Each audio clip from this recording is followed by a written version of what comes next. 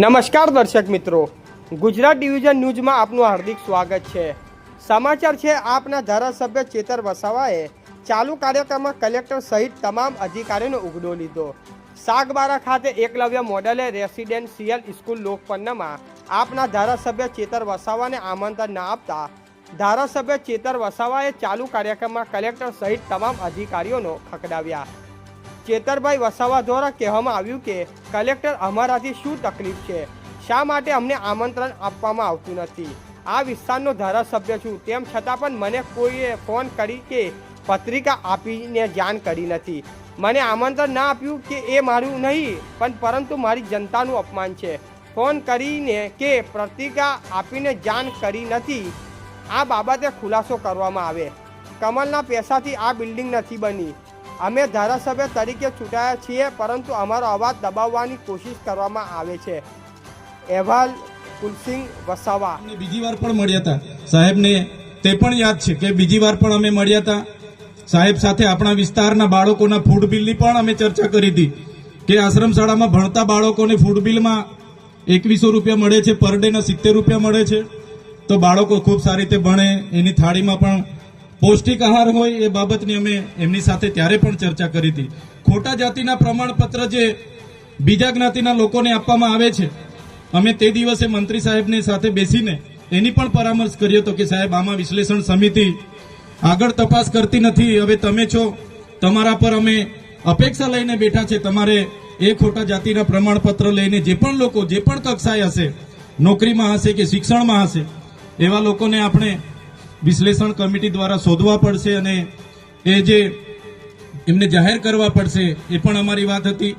જે 40% માર્ક્સ ફરજિયાત લેખિતમાં લાવવાના, એવી જે હમણાં ગૌણ સેવા પસંદગી મંડળે નિયમ બહાર પાડ્યો છે, ત્યારે આદિવાસી સમાજને આર્ટિકલ 330, 332 અંતર્ગત જે શૈક્ષણિક અનામત મળી છે, ત્યારે અનામતની બેઠકો 40% માર્ક્સ ફરજિયાત લાવશો તો જ નંબર લાગે, એવી જે કન્ડિશન છે, એના લીધે કેટલાક સીટો આપણી ખાલી રહી છે। તો સાહેબશ્રીને અમે એનું પણ ધ્યાન દોર્યું હતું અને એમાં પણ આવનારા દિવસોમાં અપેક્ષા રાખીએ છીએ કે એમાં પણ ગુજરાત સરકાર આપણા મંત્રીશ્રી રસ દાખવીને આગળ તજવીજ કરે। માન્ય મંત્રી સાહેબો, તમે બેઠા છો, સાંસદ સાહેબ પણ છે સાહેબ, આટલો મોટો મારા વિસ્તારમાં કાર્યક્રમ છે, કલેક્ટર સાહેબ, પ્રાંત સાહેબ અને પ્રાયોજનાજી, શર્માજી, હું અહીંનો ધારાસભ્ય છું ભાઈ, મને કેમ કોઈ ફોન બી નહીં કર્યો, પત્રિકા નહીં, જાણ નહીં, ખુલાસો કરો। હું ધારાસભ્ય છું ભાઈ, આ મારું અપમાન નથી, મારી જનતાનું અપમાન છે,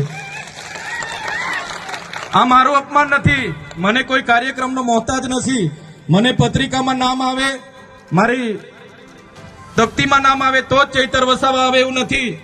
ચૈતર વસાવા નામ માટે હું નથી આવતો। મારા જનતાને મારા સરપંચે કીધું કે આટલો મોટો કાર્યક્રમ છે શિક્ષણનો, સાહેબ તમારે આવવું પડશે, એટલે મેં આવ્યો છું।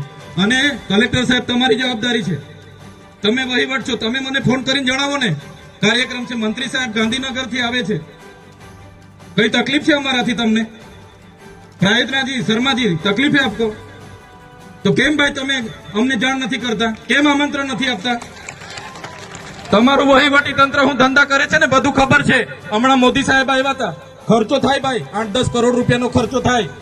તમે દેવ મોગરામાં ડેકોરેશન માટે કલેક્ટર સાહેબ 16 કરોડ રૂપિયાનો અમારા આદિજાતિ બજેટમાં ખર્ચો પાડ્યો છે। તમે ત્યાં મોદી સાહેબના મંડપના સ્ટેજ માટે 15 કરોડના ખર્ચા કર્યા છે। ટોયલેટ, મોબાઈલ ટોયલેટ માટે 2,40,000 નો, 2 કરોડ ને 40 લાખના તમે ખર્ચા પાડ્યા છે। નાસ્તા માટે 2 કરોડ ખર્ચા પાડ્યા છે। તમે ડોમ માટે 2 કરોડ ખર્ચા પાડ્યા, ચા માટે 2 કરોડ ખર્ચા પાડ્યા, બસ માટે 2 કરોડ ને 71 લાખ રૂપિયાનો ખર્ચો પાડ્યો। કેમ? અમે સવાલ પૂછીએ એટલે તમને નડીએ છે? તમારા મનમાં ધુમાડો હોય તો કાઢી નાખજો ભાઈ, બરાબર છે? આ જનતાના ટેક્સના પગારે આપણે બધા છે, આ જનતાના ટેક્સનો પગાર મને પણ મળે છે, તમને પણ। કલેક્ટરથી તલાટીથી લઈને કલેક્ટર સુધીના બધા તમે નોકર છો, અમે બધા સેવક છે। આ લોકોએ જે પણ કે અમે પ્રતિનિધિ છે, અમને અધિકારો આપ્યા છે, તમે અમને કેમ અહીંયા બોલાવ્યા નથી?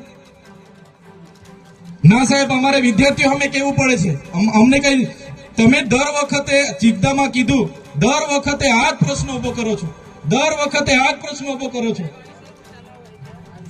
ઓ ભાઈ, ધારાસભ્ય છું, લોકોએ મને ચૂંટ્યા છે, મને આમંત્રણ જોઈએ ભાઈ। આ કોઈના પૈસાથી આ બિલ્ડિંગ નથી બની, તમારા ઘરના પૈસાથી બની છે. અરે વિષય પર તો મને આમંત્રણ કેમ નથી આપ્યું? મને જાણ કોઈ એક ફોન કેમ નથી કર્યો? કેમ ભાઈ? અમે ધારાસભ્ય ચૂંટાયેલા છે, લોકોએ અમને અધિકાર આપ્યા છે, અમારો અવાજ તમે દબાવવાની વાત કરો છો. અમને કેમ નથી આમંત્રણ આપી તમે? તમારે આમંત્રણ આપવું જોઈએ ને અમને. ઓ ભાઈ, બંધ કરી દેવાડો, મારો અધિકાર છે ભાઈ. તમે એમાં આવો, બંધ કરી દે એટલે આમંત્રણ કેમ નથી આવ્યું? બંધ કરી દે એટલે બંધ કરી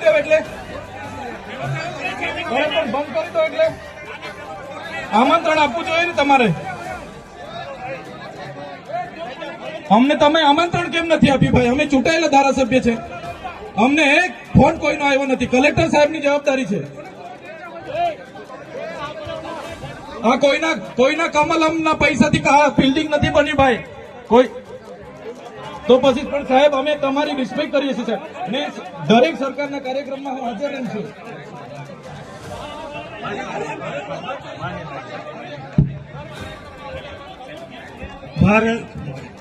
ભાઈ ચલો શાંતિથી બેસી જાઓ, બધા બેસી જાઓ. એ ભાઈ બધા બેસી જાઓ, બધા બેસી જાઓ. ચાલો શાંતિથી બેસી જાઓ. ભાઈ આગળ નહીં, બેસી જાઓ શાંતિથી. ભાઈ